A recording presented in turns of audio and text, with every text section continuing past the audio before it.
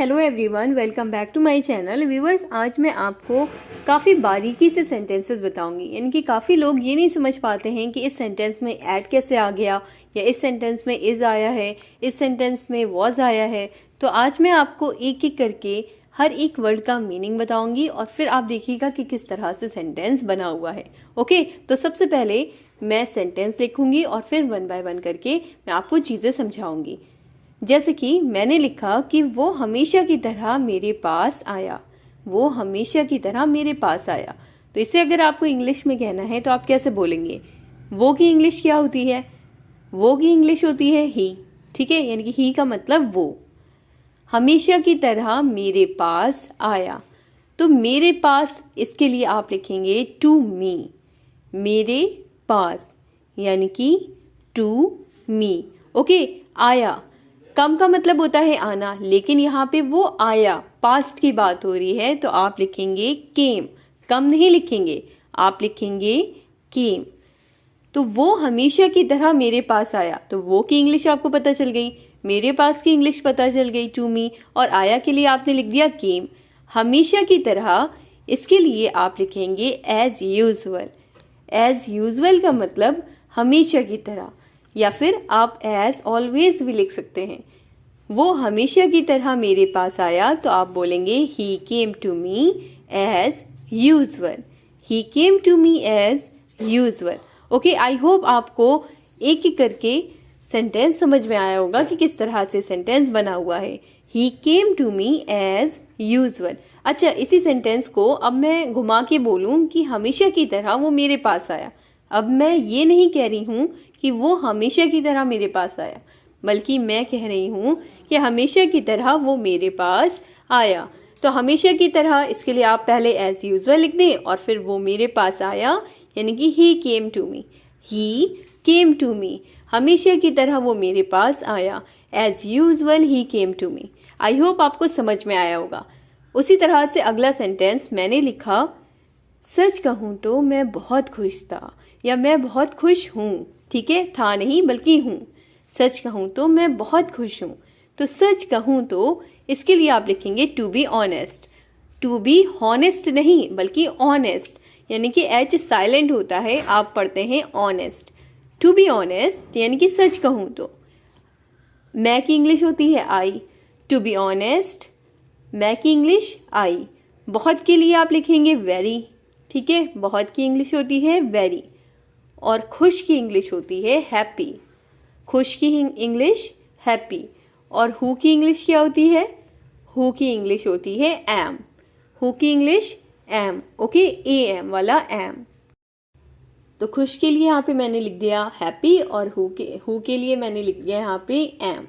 सच कहूँ तो मैं बहुत खुश हूँ, तो सिंपल आप बोल देंगे to be honest I am very happy.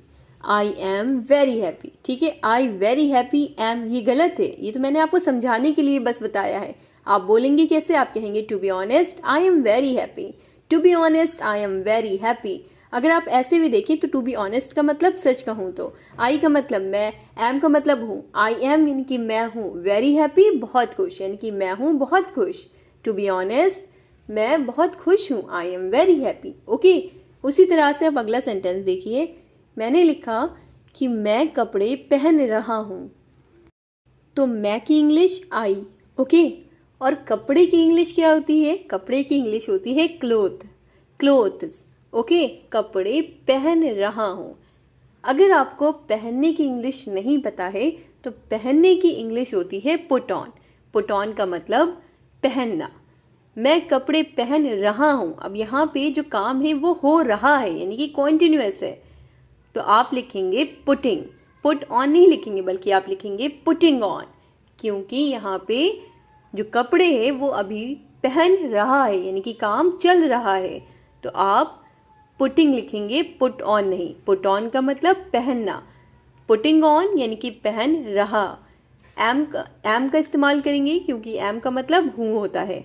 ठीक है, तो मैंने लिख दिया आई क्लोथ्स पुटिंग ऑन एम, ये लिख दिया। अब इसे आप सही से लिख दें। आप लिखेंगे कैसे? आप लिखेंगे I am putting on the clothes. I am putting on the clothes यानी कि मैं कपड़े पहन रहा हूँ। I am putting on the clothes. ठीक है, मैं कपड़े पहन रहा हूँ। I am putting on the clothes. उसी तरह से मैंने लिखा कि मैंने जूते उतारे। ठीक है, उतारने की इंग्लिश क्या होती है? पहनने की इंग्लिश होती है पुट ऑन और उतारने की इंग्लिश होती है टेक ऑफ। ठीक है, अब यहाँ पे मैंने जूते उतारे तो आप यहाँ पे टेक ऑफ नहीं लिखेंगे बल्कि आप लिखेंगे टुक ऑफ। मैंने के लिए आई, यानी कि आई का मतलब मैं भी होता है, आई का मतलब मैंने भी होता है। ठीक है, और जूते की इंग्लिश क्या होती है? जूते की इंग्लिश होती है शूज। शूज, मैंने जूते उतारे। अब यहाँ पे उतारना टेक ऑफ। ठीक है, उतारे तो आप लिखेंगे टुक ऑफ, TOO टुक, और ऑफ यानी कि OFF वाला। ऑफ की स्पेलिंग जरूर देखें, सिंगल एफ वाला ऑफ नहीं बल्कि डबल एफ वाला। टुक ऑफ यानी कि उतारे। मैंने जूते उतारे, I took off the shoes. I took off the shoes, मैंने जूते उतारे। I took off the shoes. मैं इतनी बारीकी से आपको इसीलिए समझा रही हूँ ताकि जिस भी लेवल के लोग देख रहे हों उन सभी को ये इंग्लिश समझ में आए। अब देखिए, मैंने लिखा एक और एग्जाम्पल। मैंने लिखा कि मम्मी घर पर हैं। मम्मी घर पर है। मम्मी या मॉम या माँ, किसी के लिए भी आप लिख सकते हैं मॉम, या आप मॉम लिख दें या आप मदर लिख दें, या आप जो भी बोलते हो अपनी माँ को वो आप यहाँ पे लिख दें। तो मम्मी के लिए मैंने यहाँ पे मॉम लिखा। बेसिकली माँ की इंग्लिश मदर होती है। घर की होम। अच्छा, मुझे बताएं कि होम और हाउस में क्या फ़र्क होता है? अगर आपको पता है तो आप कमेंट करके बताइएगा कि होम और हाउस में क्या फ़र्क होता है। मम्मी घर पर हैं, पर के लिए आप यहाँ पे ऐड का इस्तेमाल करेंगे। ऐड का मतलब क्या होता है? पर होता है। ठीक है, और है यानी कि इज़। मम्मी घर पर हैं यानी कि mom is at home. Mom is at home. ठीक है के लिए इज़ तो बना दीजिए मम्मी घर पर हैं यानी कि mom is at home. Mummy घर पर है। उसी तरह से एक और एग्जाम्पल देखिए। रोहित यहाँ है। सिंपल, रोहित यहाँ है। किसी ने कहा रोहित कहाँ है? आपने कहा रोहित यहाँ है, तो आप कहेंगे रोहित एक नाम है, तो जो नाम है वो आप इंग्लिश में लिख दें। रोहित का आपने सिंपल लिखा रोहित। ओके, यहाँ की इंग्लिश होती है हियर और वहाँ की इंग्लिश होती है देयर। रोहित यहाँ है तो है के लिए इज का इस्तेमाल किया। रोहित यहाँ के लिए हेयर और है यानी कि इज, तो सिंपल आप बोल दीजिए रोहित इज हेयर। रोहित कहाँ है? Where is Rohit? रोहित कहाँ है? Where is Rohit? रोहित यहाँ है, रोहित इज हेयर। रोहित वहाँ है, रोहित इज देयर। ठीक है, रोहित इज देयर। रोहित वहाँ है, रोहित इज देयर। रोहित यहाँ है, रोहित इज हेयर। रोहित कहाँ है? Where is Rohit? I hope आपको समझ में आ रही होंगी चीजें। अब मैंने लिखा नेक्स्ट सेंटेंस। मैंने लिखा कि उसने घाव पर मरहम लगाया। उसने घाव पर मरहम लगाया, इसे इंग्लिश में कैसे आप बोलेंगे? उसने घाव पर मरहम लगाया, तो उसने के लिए आप ही लिखेंगे। ठीक है, यानी कि ही का मतलब उसने भी होता है। आप कह रहे हैं किसी को कि उसने घाव पे मरहम लगाया, तो आप ही लिखेंगे। ओके, घाव यानी कि वुंड, WOUND। ठीक है, वुंड का मतलब होता है घाव।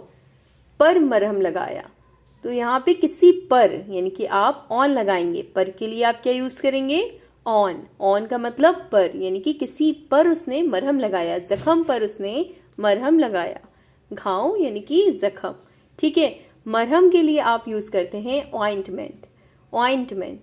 ठीक है, मरहम की इंग्लिश क्या होती है? ऑइंटमेंट होती है।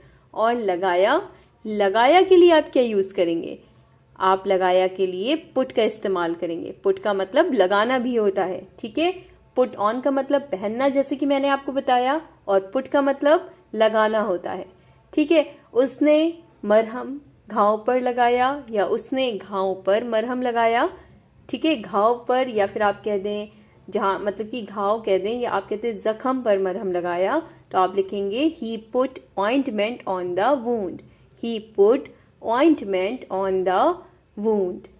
अब देखिए एक और सेंटेंस, ये मैंने थोड़ा गैप करा हुआ है कि पूरे दिन मैं व्यस्त था। मैं कह रही हूँ किसी से कि पूरे दिन मैं व्यस्त था, ऐसे बोलते हैं, पूरे दिन मैं व्यस्त था। तो पूरे के लिए आप कहेंगे या सारे दिन या दिन भर। इसके लिए आप बोलेंगे, दिन भर के लिए आप यूज करेंगे थ्रू आउट द डे, ठीक है, या पूरे दिन, थ्रू आउट द डे। अब यहाँ पे मैंने आपको एक एक वर्ड बताया है। तो पूरे के लिए आपने यूज करा थ्रू आउट, दिन के लिए डे, ठीक है, थ्रू आउट द डे यानी कि पूरे दिन या दिन भर, मैं यानी कि आई, था। अब यहाँ पे पास्ट है तो आप था के लिए वॉज लगाएंगे, आई वॉज। व्यस्त की इंग्लिश क्या होती है? Busy, busy. पूरे दिन में व्यस्त था तो आप कहेंगे थ्रू आउट द डे। उसी तरह से आप कह सकते हैं कि रात भर मैं सो नहीं सका, तो रात भर के लिए आप कहेंगे थ्रू आउट द नाइट, ठीक है। तो पूरे दिन, through out the day, through out the day मैं बिजी था, आई वॉज बिजी।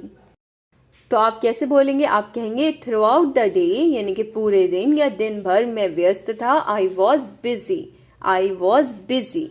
पूरे दिन में व्यस्त था, through out the day I was busy, ठीक है।